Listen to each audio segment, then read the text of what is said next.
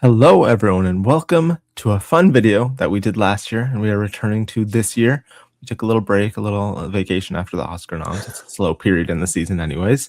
As we ramp back up, we are doing a Best Picture ranked video. We are ranking all 10 of the Best Picture nominees in our personal preference. This is not in any sort of like winning preference, just our personal ranking. I think this is a pretty good crop of nominees overall. There's one or two that stand out as maybe not to the same level as the rest. I think it's still pretty good compared to a lot of recent years in terms of the Best Picture lineup. So it'll be interesting to see how our lists compare. Any thoughts on the lineup overall, Anthony, before we get into each one? Yeah, very eclectic, really daring filmmaking being done here. 8 of these 10 are in my top 20, so I think it's pretty representative of what I feel was the best of 2025. And then 2 films that I think are both admirable. Films that I, didn't love, but I don't think are embarrassments. We don't have extremely loud and incredibly closes or crashes this year. I think that even the films that are here that I don't love, I think there's a reason why you can see that they're being awarded this year. So overall, I can't really object. I thought they did a great job picking the nominees, and I'm curious to see how we differ in our list. That'll be fun. Before we get into that, let us first say, because we might not be able to do a top 10 films of the year video, and a lot of our favorite films of the year cross over into our list here. So what are some other films that didn't make Best Picture this year, Anthony, that are some of your favorites? Yes. I thought it was a year where I think a lot of really new voices emerged. I thought that was something, and the ones that we kind of were familiar with kind of went to new levels. So there were films like James Sweeney's Twin List. I thought was just a wonderful comedy. I recently watched it, and I think for a comedy to hold up on second viewing just shows you how strong it is. It Was Just an Accident, one that was on the bubble for Best Picture. Remarkable film. I studied Iranian cinema in college, and I just love getting any chance to see a film from that culture. Is really daring. Richard Linklater's Blue Moon, and I'll throw in Nouvelle Vague as well, the Linklater double feature, one of our great American filmmakers. If I Had Legs, I'd Kick You. Sorry, Baby. This is one Jack and I disagree with, but Bring Her Back. I love Sally Hawkins in that film. I saw it twice. Yeah. Given the content of that film, to the fact that I would subject myself to that twice. That's brave. So, half of it was watching it like that. Yeah, I think those were one film that I hope people get a chance to see. It didn't really get the studio support, but I think it's this film that I think will be studied in film school, doing a lot of daring things. As a musical fan, it's very subversive in that nature. The Testament of Anne Lee. Definitely check that one out if you can. Amanda Seyfried, proving to be such a Swiss Army knife of an actress. She can. The fact that she did that and The Housemaid in the same month just shows you that she is just a remarkable, innovative talent. And that film really, I think, tested her to the limits, unlike any role she's had before. Yes, a testament to her talent. I have some crossover there. The highest film on my top 10 list that isn't in Best Picture, unfortunately, is If I Had Legs, I'd Kick You. I loved that movie. I think kind of similar to Bring Her Back, I subjected to myself to watching that multiple times, even though it's extremely stressful. I think that is a film that is one of the most successful films I've seen in terms of putting you in a character's headspace and mindset. You're really there with her 24/7. Rose Byrne, my favorite performance of the year. You're just like, she's there every scene. She just kills it. Also, Sorry Baby. I loved Sorry Baby. The early, probably my number one for the year for the first half or so of the year, once the fall truly came into full swing. Loved that film. The Plague just recently won at the DJ Awards for First Time Director. I've just watched that recently, and I really, really like that film. It's quite traumatizing in some ways in terms of being 12 or 13 years old. Accurate depiction of that. No Other Choice, obviously one of the big Oscar snubs. I loved that movie. I think Park Chan-wook is just on another level in terms of cinematically how he visually portrays his stories. Everything going on there. I'll throw a blockbuster in there too. I loved Avatar: Fire and Ash. I'm just a sucker for those movies. Even if it's repetitive, I love the Avatar movies. Give me the fourth one. Also, It Was Just an Accident. It's just crazy to me how that didn't make Best Picture, but Lovely, lovely movie. And lastly, I'll just give a shout out to Black Bag very early on in the year. But Ooh. oh, that's one we disagree on as well. I know Well, you that weren't is a one we huge fan of disagree on. that. Yeah, I though love not as Black Bag. bad as Presence, which was the other Soderbergh movie that came Yes. out earlier. Oh, those are some honorable mentions there. Let's get into our actual list. And the way we're gonna do it is alphabetically is what we did last year. So instead of like going with my 10, then Anthony's 10, and then like we end up talking about a film twice, we're gonna say we're gonna start with Bugonia, and then we're gonna say where each of us have it ranked on our list. You'll see on the sides of our personal lists on each side of us. You'll see it pop up with the graphic, so you'll keep track of where our lists, how our lists develop. Starting alphabetically with Bugonia. Anthony, where does Bugonia place on your list? Number 9. Okay, we're Yes. close. They're close. Love Emma Stone. Love Yorgos Lanthimos. And I really admire the texture of this film. I thought that it was really suspenseful. And I think that when it is commenting on the class divides that we experience today, and basically saying that the class divide is so wide that we look at each other as alien, I thought that was really strong. I think it loses its way, specifically in the end. I won't spoil it just in Completely case. agree. But I rewatched it a second time and I still have the same issues, and that I don't think the beginning of the movie is really setting that ending up. And then once you get to that ending, I just feel like it betrays everything on a plot level. I don't think it is thematically resonant in the same way that it would have been. And this isn't me in my head canon saying, "Oh, they made a worse movie." I just don't know what that message is supposed to convey now, especially. It just feels very nihilistic in a way that it just didn't jive with me.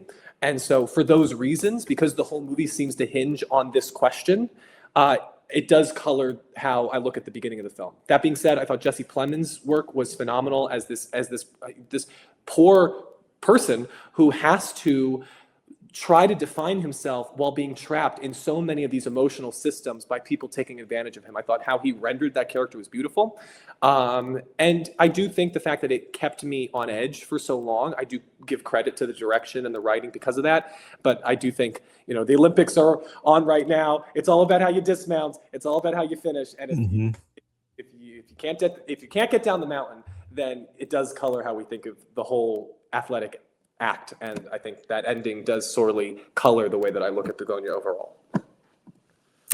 Yeah, I agree with a lot of what you said there. It's a film that I think worked for me less and less the more I thought about it. I don't think it really has anything especially like generative or compelling to say about like its central like theme or posture that it seems to take by the end of the film, that humanity is kind of a failed experiment, and that we're kind of doomed and deserving of extinction in a way. I mean, we obviously live in pretty especially lately messed up times, and I think artists can attack the mood of this moment that we're in right now however they want. But what I found the bleakness in this film. Bleakness can work, and you can make a dark, pessimistic film that has real merit and intrigue and like resonance. I think Eddington is a good example of that earlier this year. Yeah. But here, though, I feel like the ideas are just so obvious and not nearly provocative enough to justify how long and how much time the film spends circling them. I think a lot of the movie plays as like an extended acting exercise between the two lead performers, who are great with Emma Stone and Jesse Plemons. But it feels like the film is kind of grasping for significance while it's caught between like too much explaining and not enough substance. I think like the emotional stuff between the characters is more compelling than the actual plot or commentary, both of which, like you said, I think pretty much fall apart once you learn what's really going on by the end of the film. And also, just when the film like feels like it might edge towards an interesting conflict or an idea that is worth exploring, I feel like it undercuts itself with like some sort of like shock moment. I won't say what those shock moments are, but like violent moments, like crazy sounds or images, the score as well. Almost just to make sure like the viewers don't get too involved or take the film too seriously, just because I don't think there's as much substance there as the film like purports to potentially have. I was never bored. It's well made. The performances are great. But in the end, I think it just fails to kind of like say or be much. I also found the praise of this film and the way people talked about it to be a little higher than what it actually was. But That's the subjectivity of film. Yeah. So you had it at 9. I have it at 8. So we were close Okay. there. Yeah, in terms I of do. I think it'll be interesting because the movie that this reminds me the most of is Alex Garland's Civil War, and that it's films that seem to be commenting on American culture and the fractures within our culture right now, but from an international filmmaker, which isn't to say that they can't tell these stories, but I think there's something that feels a little detached because of that. They don't feel like they're specifically speaking to the American experience right now, and given that these movies seem to be focused on that, that is a component there. But yeah, I also just think at this point, I love you, Emma. I love you, Yorgos. Go fly Work free. with someone else. Just You can keep working with Yorgos, but someone else too. yeah. Speaking Like of Eddington.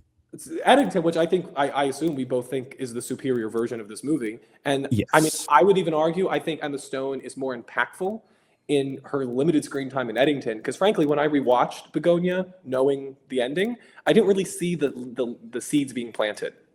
So I guess this is our way of saying Eddington is probably needs to be mentioned as also an honorable mention. That's true. We should have. Yeah. Yeah. So that's Bugonia, starting off quite low on the list. And I think we'll probably continue quite low on the list alphabetically with F1, who is widely considered by most people to be the weakest in introduction or installment in the Best Picture lineup this year. Spoiler alert, I don't think it is quite the weakest. I have it at number 9. I do think I that have it there's at number one 8. film. Okay, we're pretty just swapping back and forth. Yeah, so I guess I'll start us off here. I think F1 is a really good example of a film whose reputation is actually hurt by awards recognition more than it is helped by it. I quite enjoyed it as like an entertaining summer blockbuster when it came out in June. I think the racing sequences are like generally quite exhilarating, and they're captured in a way that I think is quite thrilling on a big IMAX screen. I also found it quite refreshing this past summer. When so many like blockbusters, like for example Superman, came out and they felt like a bit of a visual and narrative mess, in my opinion. It was nice to see a big studio movie on the big screen that actually felt like it cost 200 million and all the money was on display, even though some of it kind of feels like an advertisement. We can look like past an that. advertisement. Yeah. I mean, the title itself is an advertisement.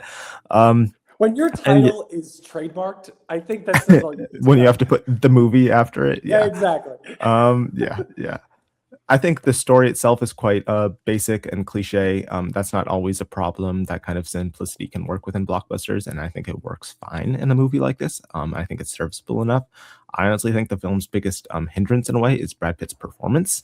I think he's so committed to like being cool and chill and whatever, man, that the lead character ends up being like very flat and uncharismatic, which is a hard thing for Brad Pitt to be, uncharismatic. But somehow he pulls it off in this film. I think the supporting performances from like people like Damson Idris and Kerry Condon, who deserves more, but she's great in this film. Stand out more. Not the last time we'll be mentioning her today either.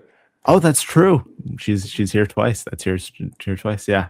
So yeah, as a piece of like glossy summer entertainment, I think F1 it works, but as a Best Picture nominee, I think it does not feel like it's playing in that league, but it's fun. So yeah. I have it at 9. I mean, I think it is safe to say that narratively, this is the least impressive of the 10, but I think on a craft level, it is. I mean, it's electric. It's breezy, but also has the weight that you need to feel the stakes for the characters, which I think is really important, especially in a summer blockbuster. You don't want it to be a frivolous thing where the characters are Teflon, but at the same time, it knows what it is, and I think that it delivers on that. The fact that this movie could be 2.5 hours and it doesn't feel like a slog, I think is also proof that the elements are well conducted here. I think Joseph Kosinski is a great conductor of all the elements here. Do you always sense this grand artistic vision? No, but that's also not what these movies are requiring. Yeah, I just had a lot of fun with this when I saw it. I haven't revisited it. Probably will before the Oscars. But in the theater, it was just just a fun experience. This is the second time I'm going to mention the Olympics. Can you tell I'm really enjoying the Olympics? It's in the air. It's in the air. I feel the same rush in my body when I watch some of these like skiers and these athletes go down, where like I feel the jump with them. I felt the crashes in this. Yeah, the crashes. The sound design, and what I liked about it is that I think there's a line in the film where it says, "Hope is not a strategy," and I kind of like that underlying ethos to the film. I think it approaches. It made me kind of understand why athletes push themselves. That athletic spirit. I think we've seen a lot of movies recently, be it I, Tonya or Challengers, show why athletes, like how their minds work, and how that motivates their physical pursuits. And for that, I found it to be rather compelling, on top of being just a wildly entertaining movie. So we always talk about like movies hitting their bullseye, like what did it set out to do and did it accomplish it? I mean, on that scale, F1 is a 10 out of 10. It did exactly what it set out to do. And so I think the only reason why it's not higher for me is just I think that what these other 7 movies set out to do was a little bit more ambitious narratively. But I don't fault one for being exactly what it wanted to be, needed to be, and for that, I don't begrudge it being on this list. I think that it definitely is. As far as like, because you have to think like all the people who nominate Best Picture, those are the craftspeople, and if they thought that's how it got in, yeah. I mean, in that regard, it's definitely one of the great achievements of using the tools of cinema to create a movie-going experience. So yeah, it's number 8 for me, number 9 for you, but we're not like looking down on it. No, I think most people were upset because it seemed like it was clearly it was just an accident spot, and I do think most people preferred that film overall. That's but they're like we're potentially about to get into. There are other films I would kick off first, which moving on to Frankenstein, which is my number 10. Wow. I'm not a huge fan of Frankenstein. I don't know why I wasn't expecting that based on what I know about you, but yeah. Do you want to go first, or would you like me to start off negatively? Let's keep the ping pong. I feel like it's okay. Yeah. So it's okay. 6th movie on my list. Middle of the pack for me. I found this movie, when you hear Guillermo del Toro's Frankenstein, this is another movie where it's like, yes, that's what I saw. That's what it is. Yes. I think he did I think he did a rather profound job of capturing a story that has been part of the cultural canon for years, specifically focusing on the humanity of the monster. I think many people have talked about the second half being better than the first half. That's not to say I didn't enjoy the first half. I thought there was a richness to that first half, the costumes, the production design, but also a richness in the characters. I thought that like Mia Goth was always keeping me on my toes whenever she was on screen, and I seeing somebody like Oscar Isaac's character trying to introduce the idea of saying that death is not the end and reversing death, I thought they actually portrayed that sort of scientific discovery and how maddening it can be to reverse the natural order of things quite effectively. But then we get to the second half, and that to me was just a really moving portrait of what it's like to come into this world, not having any control over how you were brought into it, because none of us have that control, but then having to find your own way, and the duality between the Oscar Isaac sequences and the Jacob Elordi sequences, how one of them is obsessed with controlling death, and the other one is about living through life. That all really worked for me. Add on top, I thought the visuals were stunning. I watched it at home. I didn't see this in the theater, but I thought it was just beautiful to look at. And I really do think Jacob Elordi's performance was such a unique piece of character work that I was very happy when he started to become a front runner to be in this category, because he really did take a completely new look at not only that character, but the idea of a monster. This to me works really well. I think it is such a fluid line of modern Del Toro, of Shape of Water, Nightmare Alley, Guillermo del Toro's Pinocchio, and now this. I think it's is this called Guillermo del Toro's Frankenstein? I think it's weird. I think he just did that with Pinocchio. Yeah, that's interesting. I think that's because there was another Pinocchio that year. Maybe. He could have just said the good Pinocchio. Yeah. I think he's been on a roll of late. I think he's really come into his own, and I was a big fan of this. Unlike Yeah, Frankenstein unfortunately really did not work for me. I found it to be far too, in my opinion, dull and obvious of an adaptation of a story that I think has more complexity to it. I think by structuring the film around the juxtaposition of Victor's story and then the creature's story, I think Del Toro boxes himself into a pacing problem almost immediately, and then he compounds it with a heavy, reflective, sentimental tone that is driven by constant narration. I'm not always a huge fan of like narration being used throughout a film. There are times where it works, but we'll get to with another film that has a lot of narration later in this list. I think does it quite well. But instead of like letting scenes and relationships breathe, I feel like he keeps like the film with the narration and the way it's paced, like keeps like telling us how to feel and the way the narrative progresses. I think that issue is most apparent with the first half, which is like Victor's storyline. When the film focuses on his childhood, I feel like Del Toro is like far too like summative rather than explorative, like preferring to narrate his early tragedies rather than like follow him empathetically through them, especially with his relationship with his parents. Like we're told about his mother's death and how his father is cruel, but we never, I feel like, really see the weight of that pain or how like that shapes him. We're kind of just told about it and then we move along. The film does improve, in my opinion, and I think a lot of people's opinion, once it shifts to the creature's perspective, which is I think clearly where Del Toro's interests like truly lie. And I do think Elordi's performance is the one element that feels like it has like genuine depth, bringing some new life to a familiar character. Even then, I do think he is a little bit underserved by how eager the film is to just push the narrative forward and keep pushing the narrative forward rather than actually like studying its characters.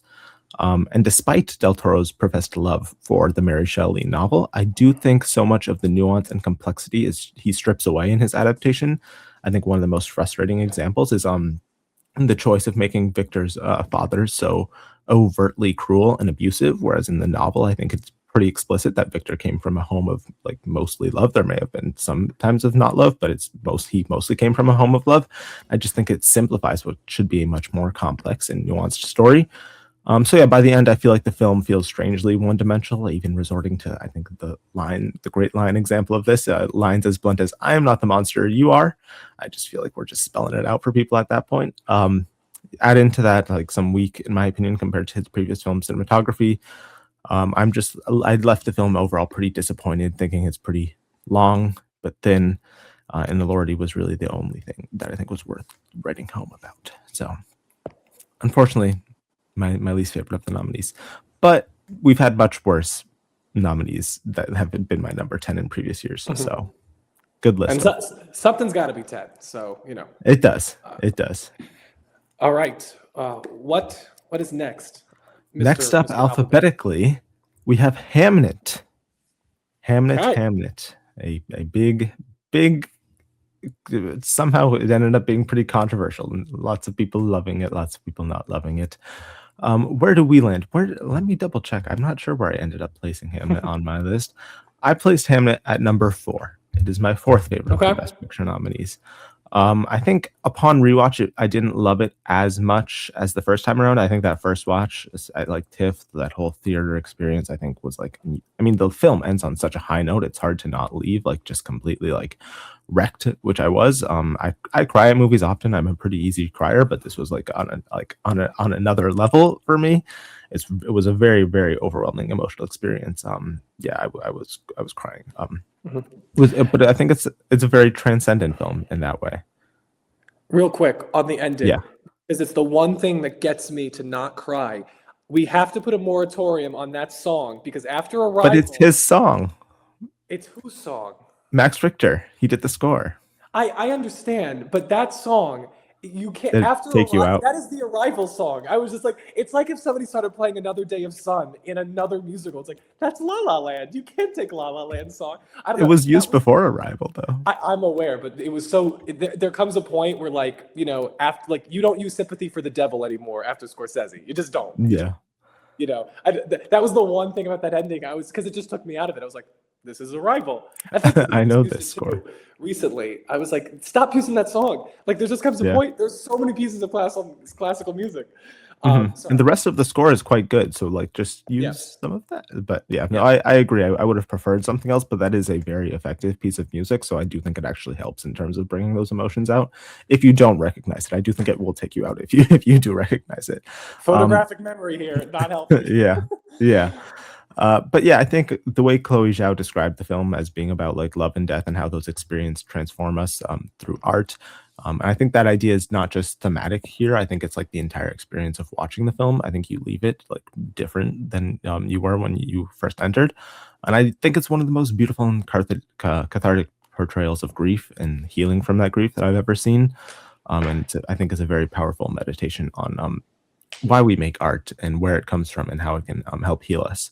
And I think what makes the grief of the film so devastating is how much it earns the love first. I think lots of people complain about how slow the first half of this film is, but I think it's very important to the film working.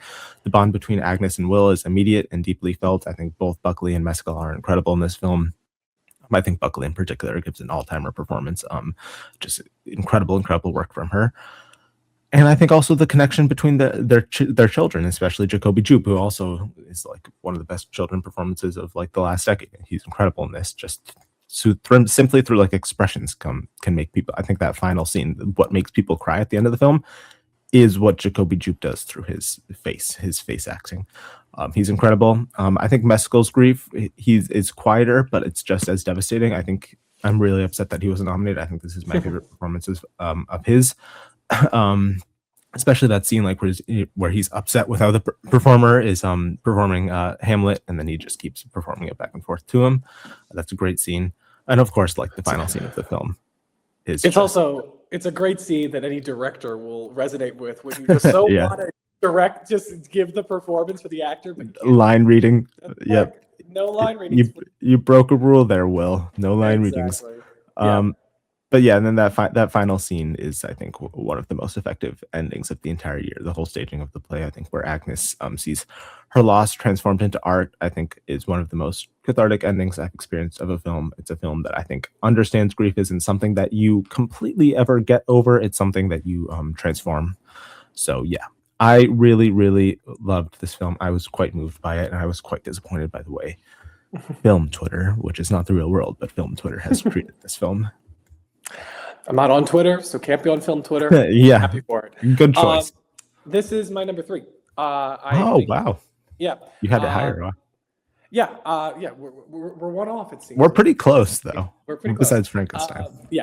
I just found this to be a movie that prioritizes or balances the creation that we have always lauded, which is William Shakespeare and his work and art in general, with the creation that Agnes. I think it's Agnes, yeah. Agnes in the movie? Yeah. That Agnes does, her creation as a mother and what she brings out into this world, and then what is taken away from her. I think it is, it's a deeply felt story with Chloe Zhao completely in her element, allowing every scene to kind of flow into one another. And how everything is connected, starting with, Agnes just lying in the roots of that tree. Beautiful is such a it's such a simplistic way of describing the film, but it is, it's so pure of heart. And I thought Jacoby Jupe, talk about somebody who should have been nominated. I mean, that performance, the whole movie hinges on. You have to quickly fall in love with this child, and then something tragic happens, and the rest of the movie is reacting at just the amount of screen time that he has to make you feel protective over this child. It's the inverse of "if I had legs, I'd kick you," to be perfectly honest. Yeah. But yeah, and then so to me, it's a film that I don't think is introducing a lot of new ideas to a story like this, but it does it with such reverence for the human spirit that it's all encompassing. I think it's so fitting that this movie, that Will at the beginning talks about, do you know the myth of Orpheus and Eurydice? Because as Portrait of a Lady on Fire has shown, as of course my favorite musical Hadestown has shown, that is a story about memory and how people are going to leave us. They're not going to be on our path, and we are going to remember them. And we can either choose to remember them for the tragedy that they're no longer here, or the joy that they once were. And I think this movie really captures that the existence of memory, the existence of remembering people and things, it means that loss is both inevitable, but also impossible, because these people never really leave us. To me, it's a movie that I think is so it's such a human story. And I mean, Jessie Buckley, we should mention, who will likely go on to win the Oscar. Sweep, rightfully. Unless some shenanigans happens at the last minute. It's just doing some just tremendous work here. And I think how she's able to physically tap into this journey is one thing. I think just your favorite phrase, that ocular acting, Mhm. What she's doing there is just it's full of heart, full of grace, and I think it's a worthy film to be among the top tier. She is incredible. One of the best performances of the year. Moving on to next on the list that also might contain one of the best performances of the year. We've got Marty Supreme. Where does this rank on your list, Anthony? 4 Okay. Okay. for you. Similar 5. So Okay, close. wow, we really are close. We're like one off on like every Yeah. single one besides Oh, boy. Frankenstein. Yeah, so Marty Supreme, I think is a really exciting movie because I think it talk about a movie that is introducing new ideas. I think this movie taps into the male ego, especially the young male ego, in a way that I can't remember ever seeing before. Yeah. Talk about an ending that subverts itself, but then offers completely new layers to look at the movie. Because to me, without spoilers, this movie is about how, especially for young men, there are certain things they feel like they have to do before they can go and live the rest of their life. Mhm. Seen so many movies about the loss of youth and the loss of innocence. And this is a movie that I think actually depicts people the way they actually operate and not the way that we want them to, not the way that we would hope people act. You look at something like Licorice Pizza, which is a wonderful film. But that's a movie that I think is a little bit more like sensitive with its characters. It gives them the benefit of the doubt. And I think a lot of times movies that are about coming of age and loss of innocence give their characters the benefit of the doubt. There's a harshness to Marty Supreme that I really admire. There's an edge to it. The characters are not defendable. They're making mistakes. The movie is all about how many mistakes Marty will make and how long he feels he can get away with not taking responsibility for his life and his consequences and all the people who let him get away with it. But there's an authenticity to that. And the fact that everybody could make that work for so long and it doesn't get meandering and it doesn't get pointless and it doesn't get nihilistic and it doesn't get frivolous. The fact that it's substantial throughout, it's a comedy, it's also the darkest of dramas. The period detail of this film is just so inviting. The casting, I mean, just the wide array of variety and the characters and how they're performed. This movie is just so inventive. A lot of times we apply inventiveness to visual achievements. We'll look at something like Everything Everywhere All at Once and say that's inventive. But this is a movie that's inventive on a narrative level. And it really creates this like original myth of Marty Supreme. So yeah, I thought it was just when I was sitting in the theater, it's the type of movie-going experience that you kind of wish to have, this original epic. That's kind of on independent scale. This isn't, a big $100 million movie like some of the others we're going to be talking about. They're not a big blockbuster, but it felt that big because of the passion of Timothée Chalamet and how much he believes in Marty Supreme and how much Marty Supreme believes in Marty Supreme. And so for that, I think it's definitely a worthy inclusion on this list, and it's a very strong number 4 for me. Yeah, I agree. I think it is a very, very good display of cause and effect in a film. Everything that happens to Marty is a direct result of his own choices and actions, and pretty much everything that happens within the plot of the film is a direct result of the incredible choices that Marty chooses to make in his life. And I think what really struck me about the film is the way that it frames like self-mythologizing as a form of like survival in a way. And not ambition in like an inspirational sense. I don't think this is a very inspiring film, but the kind of obsession that I think like borders on delusion. He isn't driven by joy or confidence in a way. I think he's driven mostly by a terror of insignificance. I think for him, ego isn't vanity. It's a little bit more of an armor. And watching his pursuit of supremacy in a way feels less like a rise, which it would be in most films, and feels more like watching someone like desperately outrun the possibility of being ordinary. And I think what makes the film so unsettling in a way, and his character so unsettling, is that it never separates charisma from pathology. I think Marty is very magnetic. He's funny, he's absurd, and he's sometimes quite smart, or at least good at what he portrays that he is good at. And he's deeply warped by the stories that he tells himself. I think the film treats belief and self-belief as a double-edged force. The same conviction that propels him forward also corrodes his ability to truly see other people. And the relationships become mirrors. I think crowds become like witnesses to his own supremacy, and success becomes less about achievement and more about confirmation that he is who he thinks he is. So yeah, there's a little bit, it's a little bit of a horror film in the way you watch his identity harden around performance, and the way he isn't becoming himself, he's like becoming the version of himself that he can sell. And I think the film itself, the film's form mirrors that psychology in a way. The pacing is breathless, the tone is volatile, it's constantly oscillating between exhilaration and exhaustion. It like just never ends. It's constantly one thing after another. Um, so yeah, I think it kind of like Marty's nervous system in a way. It's just it's those Safdies know how to make an intense, nerve wracking film. And the victories never land cleanly. They curdle almost immediately into paranoia or hunger for the next validation. Um, it's not a rise to greatness as much as it is I think, a portrait of what happens when belief becomes the only thing that is standing between a person and oblivion. And yeah, we should mention Timothy Chalamet is quite incredible in this film. I don't think it's his best performance, but I think it's up there. I do think his character has a distinctly like 2020s like modern hustler kind of vibe to him more than the 80s, but the film itself deals with a lot of anachronism with like the sound and the score and all that, so it doesn't really bother me. But yeah, he's incredible in this film, and I think Odessa, Zion, and Paltrow in particular. I love seeing Paltrow back on the screen and giving a great performance. So yeah, quite like Marty Supreme, number 5. Sounds good. Number Yes, I want to 5. echo Gwyneth Paltrow. Great to see her, and again, an original character. Yes, lots of originality Mhm. in this year's lineup. Next up, The Big Kahuna, One Battle After Another. I imagine this places high on both of our lists. I have this film at a whopping, probably lower than most people, honestly, number 3.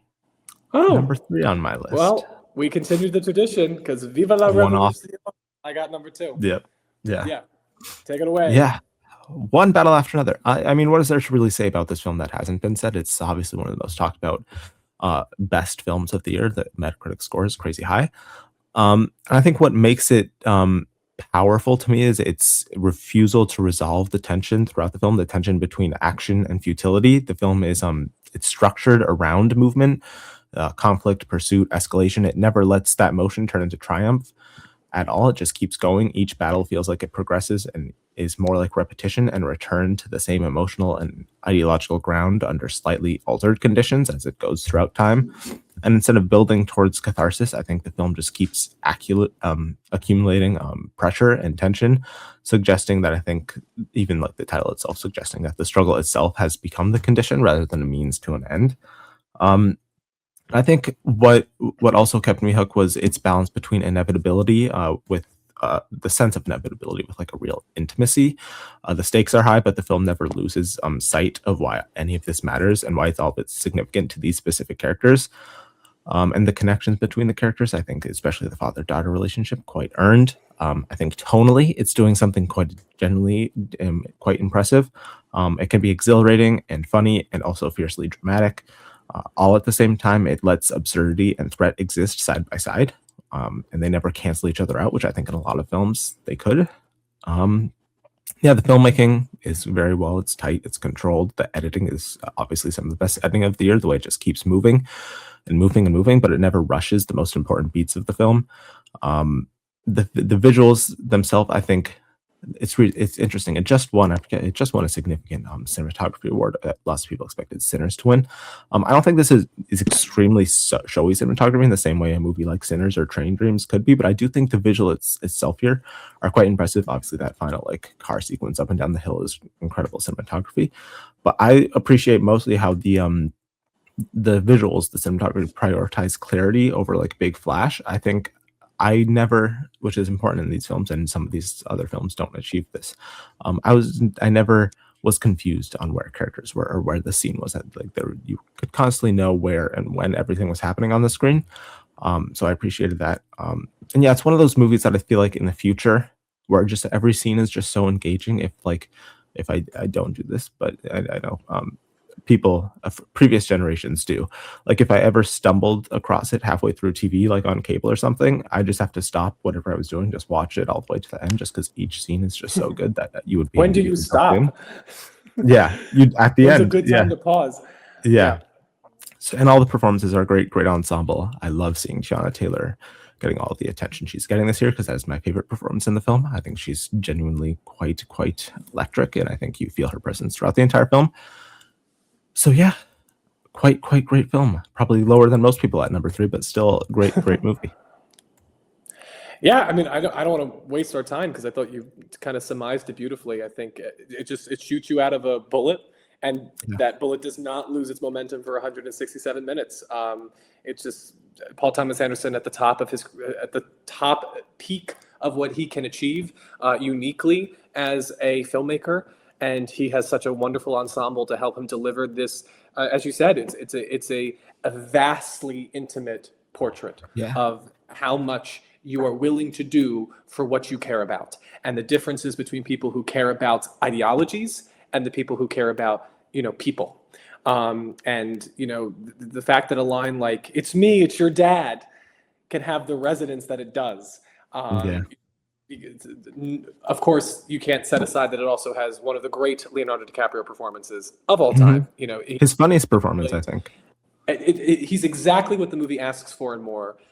Deeply funny. Just it's. I think it's. And I want to go back to something we said originally in our review, which is about the political undercurrent of the film. I think it's very true. The more I sit with it, that everybody has to exist in a political system. It doesn't mean everybody is always political 24/7. And I think this shows when we choose to become political actors and when we choose to just exist in the shadows of political actions. Sometimes you're the one who is leading a revolution and you're taking action, and sometimes you're falling off a roof, falling 40 Getting feet tased. and hitting your face, seeing the shadows of America and action, and I think that's very true. I mean, again, wherever you are in the world, there's always something unfortunately happening that is horrific, and I think this movie shows you how close to home that can feel and how you respond in the wake of those tragedies, and what they can reveal about yourself.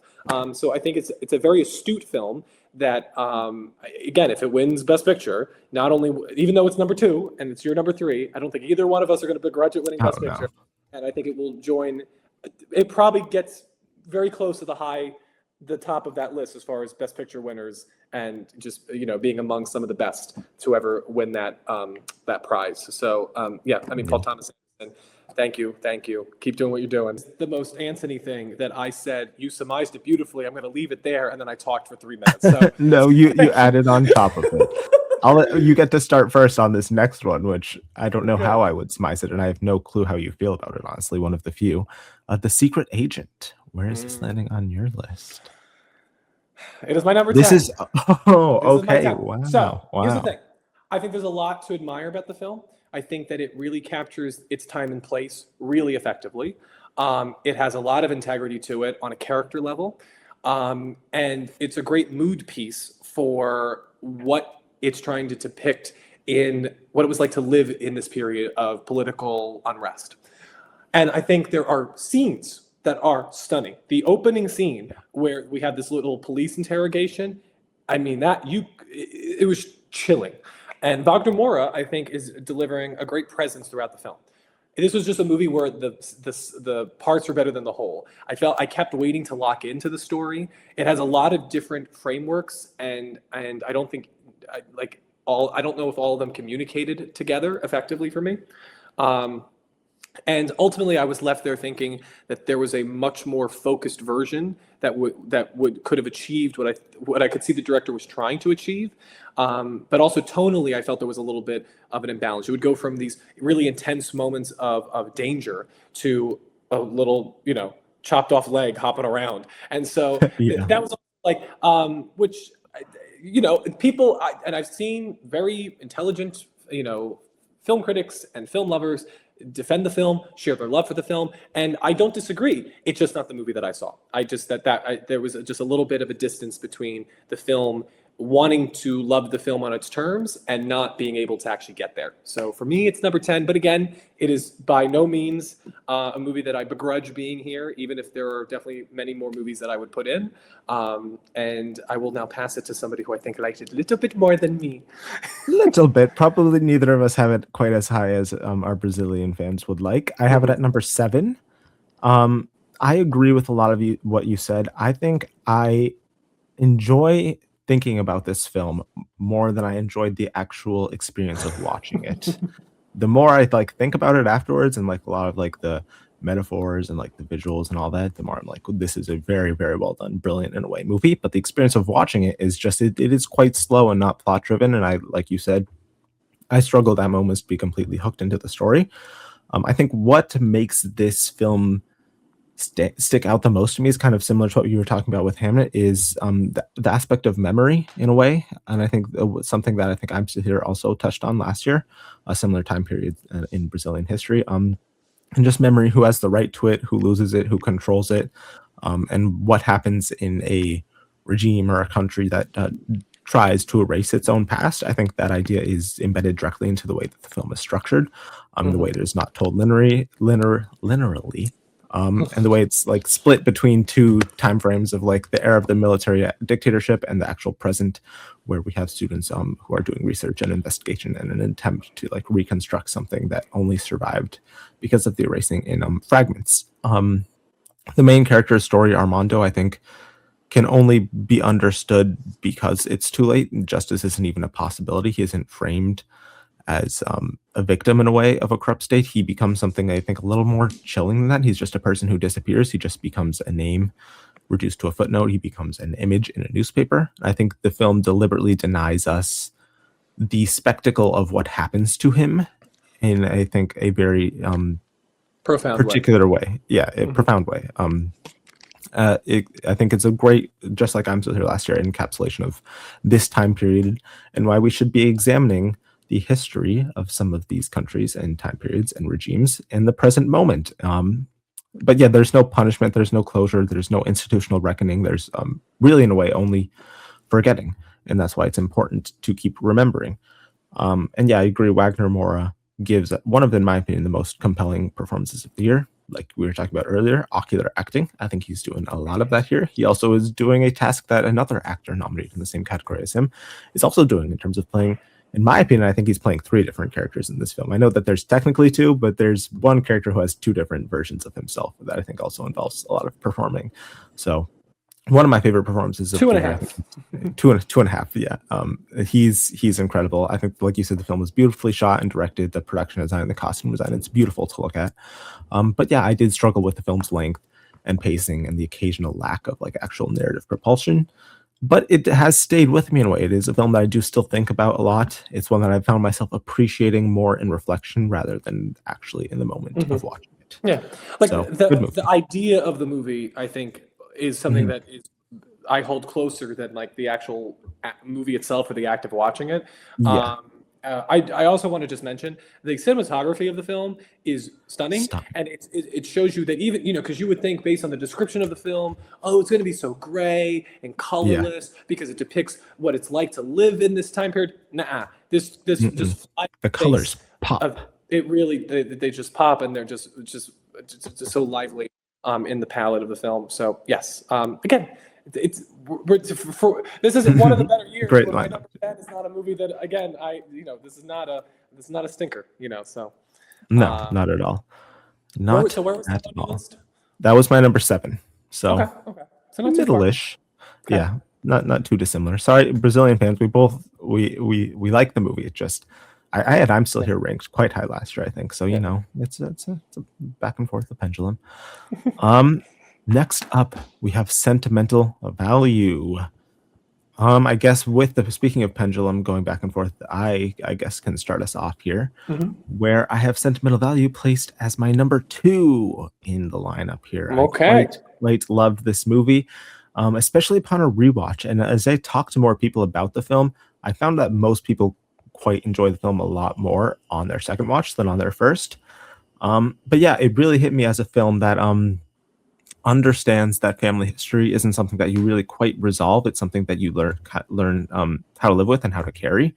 The film, I think, is kind of obsessed quietly. Everything in the film is quite quiet, which is a reason why I enjoy it. With inheritance in terms of family, emotional habits, unspoken disappointments, the way that love and resentment can exist within the same breath with relationships with family members.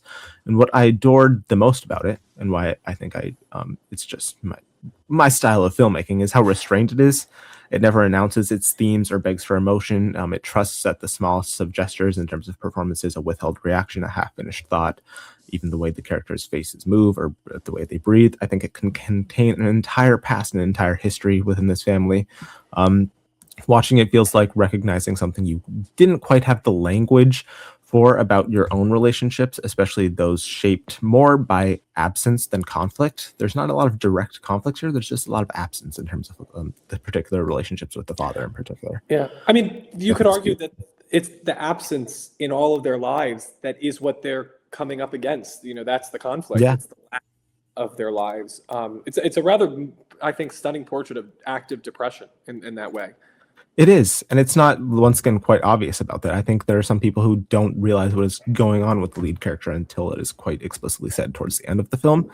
And I think there's also, speaking of Hamnet in a way, similarly, I think it's quite moving in how the film treats art and the way it can mend relationships, and the way it can be both in this film an offering and also like a little bit of a failure. It's a way of reaching across emotional distance in terms of the father character, even if it's a little clumsy and a little too late.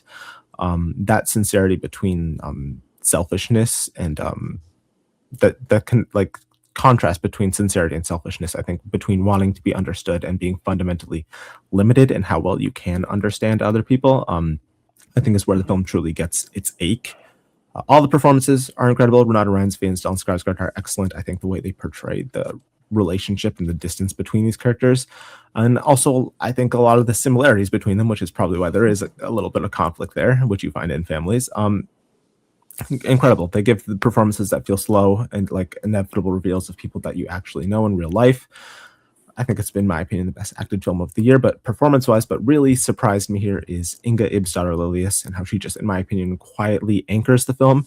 She doesn't get big breakdowns or speeches or anything like that. I think her power is in listening and absorbing and caring. She has like a deep, unspoken sadness beneath this composed surface that I think is quite subtle, devastating work that I think sneaks up on you throughout the film and then lingers long after the film. It is like maybe like number 2 or 3 favorite performance of the year for me. She's just incredible. That final scene in particular between her and Nora is just incredible stuff. Renata Reinsve. Yes, Nora. Yeah. Nora and I think we've got another Agnes. I heard a Nora. I just wanted to mention. Oh yeah, no, a Nora would be an interesting addition to this film. Oh my god.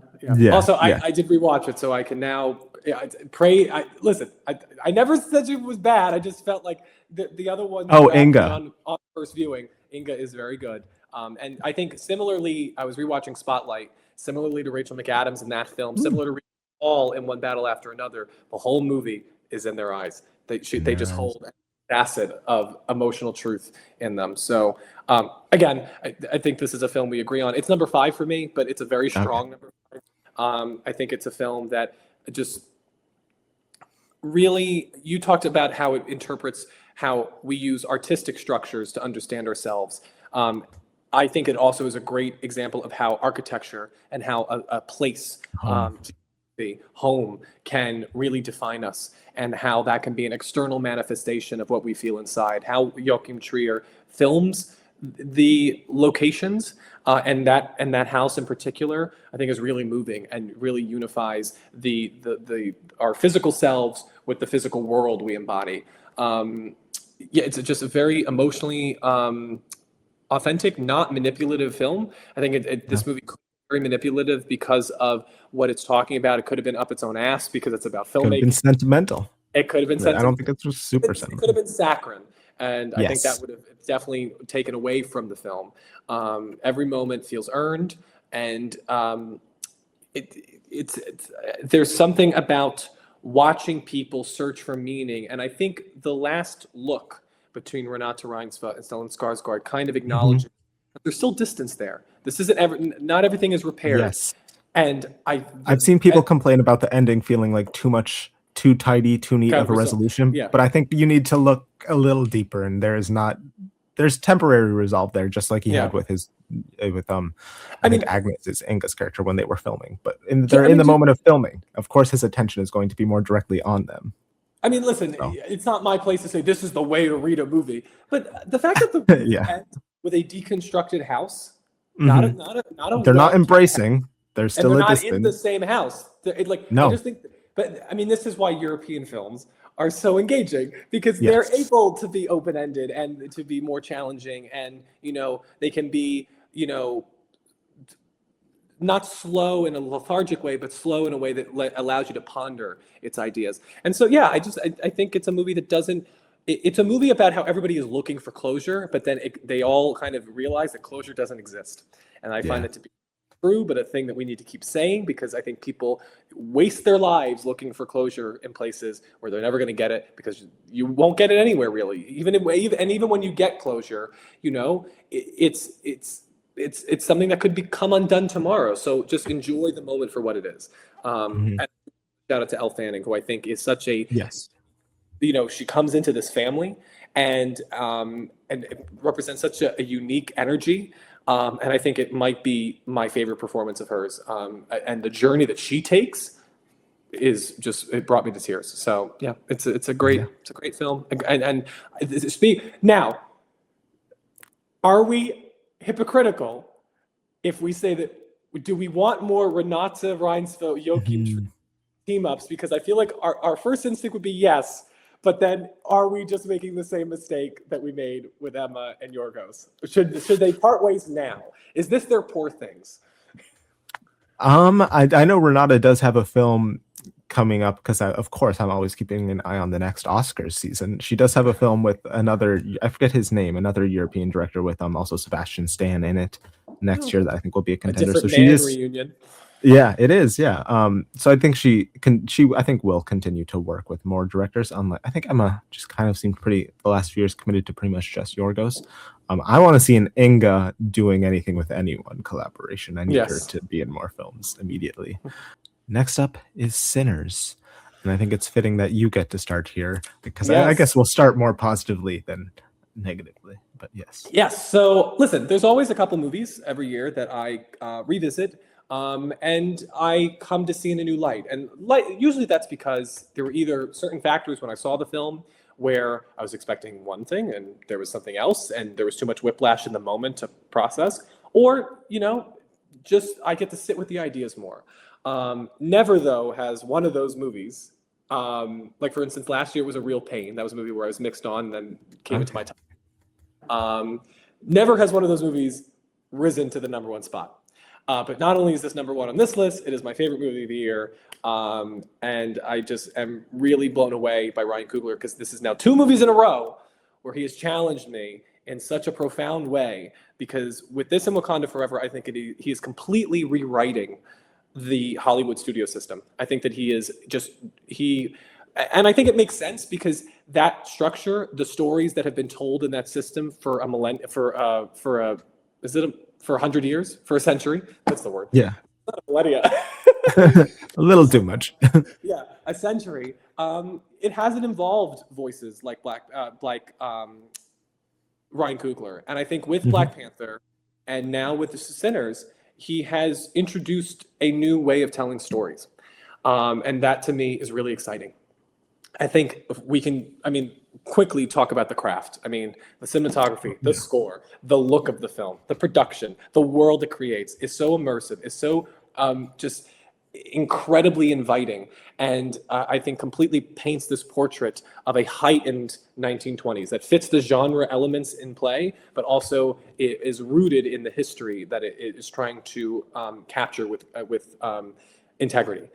The things that what bothered me on the first viewing that you can go back and watch our review too, where I didn't really lock into the duality in Michael B. Jordan's performance. I didn't see two characters. After a while, and after looking for those little context clues and signifiers, I was able to see the differences there and how he interacts differently with everybody. That definitely helped on third viewing. But also, I was very torn about what to make about the threat of the movie, that a lot of the time was spent with the Black victims being vampires trying to suck the life out of the other Black characters. And I was like, well, what is the racial politic here? And especially because then later you have Michael B. Jordan pulling a Tarantino and shooting all the KKK members. I was like, okay, so why wasn't that the movie? Why is this just like one scene?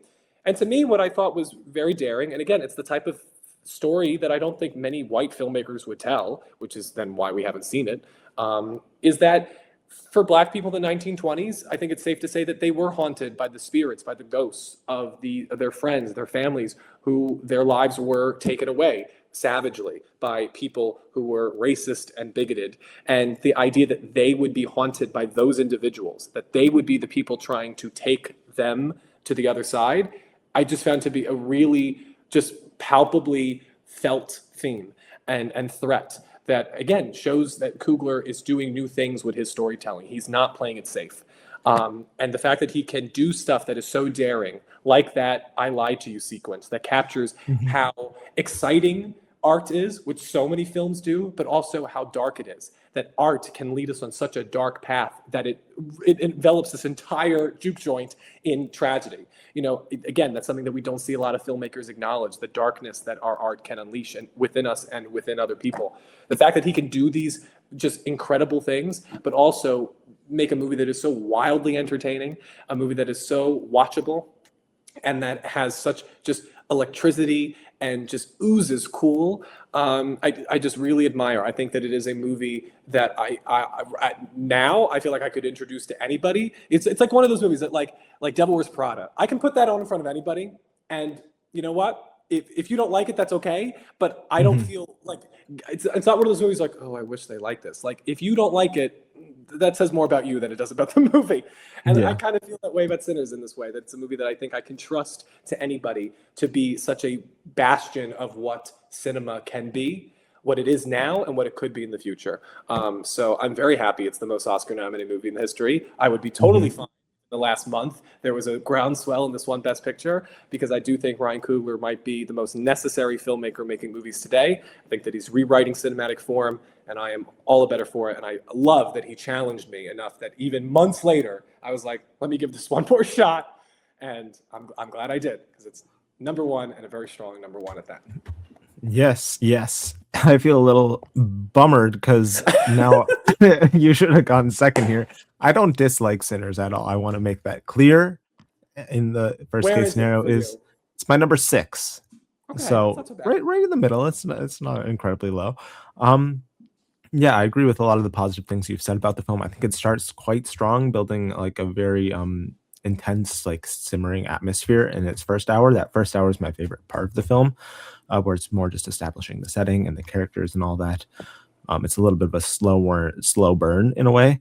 I think once the vampire element is introduced, I think, in my opinion, the film loses a little bit of focus. It feels a little sudden and almost grafted on in a way, using the ideas of vampires as like a little bit of a metaphor for assimilation. I think has potential for sure. And I do think the film does reach some of that potential. I don't think it is fully realized thematically. I think instead of enriching the story, I think sometimes it undercuts some of the thematic momentum that the film built in the first half of the film. I think it makes the film overall feel a little more disjointed or uneven. But I do still think overall it's a very, very well done film. All the performances, great ensemble, one of the best ensembles of the year. All of the performances are great. I was so happy to see Delroy Lindo get nominated. He was one of my favorites of the film. Wunmi Mosaku, who is my favorite performance in the entire film, just incredible. I think she just is the like anchor of the entire film.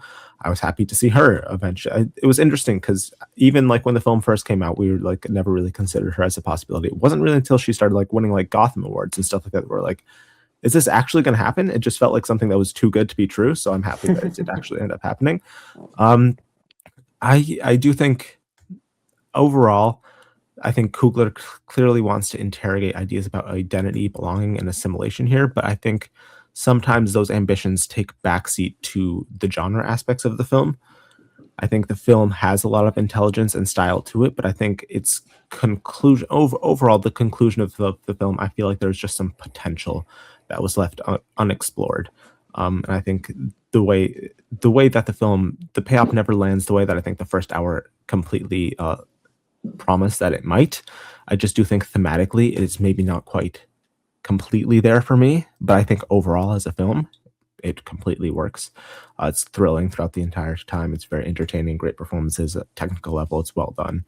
So really, really like the film. I just don't think, especially compared to all the films I have above it, I think those films, land for me both more emotionally and thematically in a way that Sinners does not.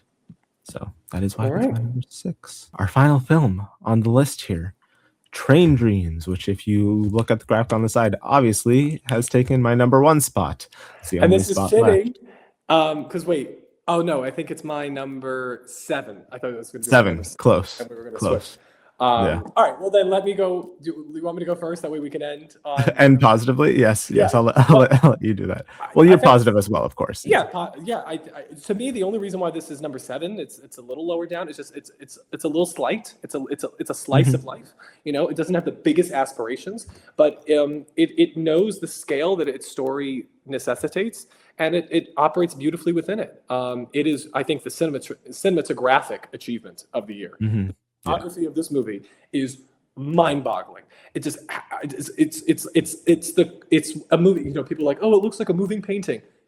This is when you can use that description. Yeah. I could not believe it. And I watched it on my computer, like the fact that I could feel that on my little MacBook is just proof that this movie is a true achievement of putting something into visual language on film. It's such a beautifully rendered movie about, I think a lot of these movies are about persisting past something, you know, living tragedy. And this movie definitely captures that theme. What I thought it does really effectively is being surrounded by the beauty of the world when you don't feel that that world is beautiful to you, or it's not taking care of you in the way that it's taking care of everything around you, and whether tragedy is part of the natural world. You know, that loss is necessary as just as much as a flower grows or a forest fire consumes everything. You know, I think that relationship. You know, there's so many great movies of man versus nature, whether it be, you know, something like Jaws or, you know, I guess, you know, Jurassic Park in a way, or Twister, you know. But this is also a man versus nature film, I think, in many ways. And I think how Joel Edgerton maintains his sense of self amid all the things that happen. Also, Felicity Jones comes in, you know, steals your heart, and then, you know, does what she needs to do and pops off. Carrie Condon has a scene that is really William H. Macy. William H. Macy. Just a deeply American movie. I think just it's what I really admire, and I think that's why even something like The Secret Agent that I really admire about this year's crops is that, to me, Bugonia is the only movie where I feel like they didn't hit the bullseye they were aiming for. All of these other 9, I feel like even though I liked Secret Agent less than Bugonia, I feel like they all made the movie they wanted to make, and they all succeeded in capturing in cinematic terms the ideas, the story that they wanted to tell. And Train Dreams is definitely emblematic of that. So a quietly transporting movie that I will let you talk about, since it is. Is it your favorite movie of the year? It is, yes. There It is you my go. number 1 of the year as well. It's close. Sentimental Value is my number 2 as well of the year. So a lot of my favorite films of the year did quite well here, thankfully. It's not a May, December year for me. But yeah, I'm still not over it. But about Train Dreams, what makes it so singular to me, I think, is how quietly it understands time. The film, I think, doesn't treat life as a series of like dramatic milestones or events. I think it treats time as something that is weathered.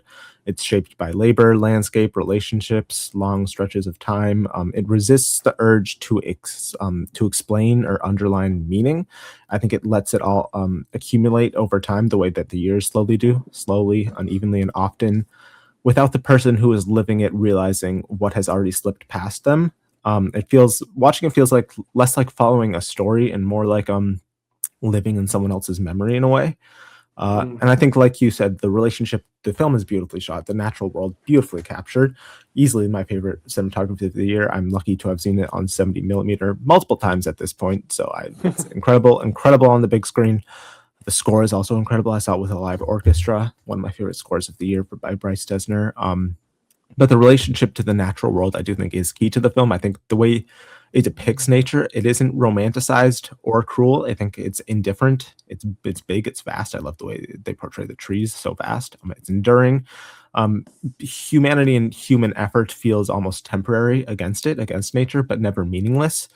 I also loved emotionally how the film is restrained, I think, to the point of austerity in a way.